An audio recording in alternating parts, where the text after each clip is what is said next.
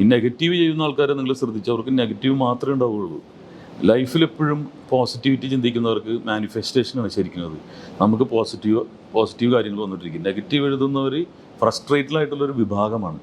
അവരെന്തൊക്കെയോ ആകാൻ ശ്രമിച്ചു, ആയില്ല എന്ന് വിചാരിച്ച് വീണ്ടും ശ്രമിക്കുന്നില്ല. അവർ പിന്നെ ആയവരെ അവഹേളിക്കുകയാണ് ഉണ്ടാകുന്നത്.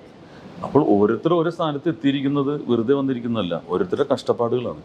അപ്പോൾ അവരെ അവഹേളിക്കുന്നതെന്ന് പറഞ്ഞാൽ ഏറ്റവും ക്രൂരമായ ഒരു കാര്യമാണ്. അതുകൊണ്ട് പുഴുവായി തന്നെ തീരുന്ന അവസാനിക്കും എന്നുള്ളതാണ് എനിക്ക് പറയാനുള്ളത്. അതുകൊണ്ട് സോഷ്യൽ മീഡിയയിലുള്ള ആൾക്കാരെ ഞാൻ ഒരിക്കലും ഭയപ്പെടുന്നില്ല. കുറേ ഇങ്ങനെ അതെടുത്ത് നോക്കാണ്ടിരുന്നാൽ പോരെ. പക്ഷെ ഇവർ നേരിട്ട് വന്ന് പറയുമ്പോഴാണ് അവർ ആണുങ്ങളാവുന്നത്, അല്ലെങ്കിൽ മനുഷ്യരാവുന്നത്, സ്ത്രീ ആവുന്നത്. വെറുതെ വിളിച്ചു നിന്നിട്ട് ഇങ്ങനെ തെറി പറഞ്ഞിട്ട് എന്ത് കാര്യം?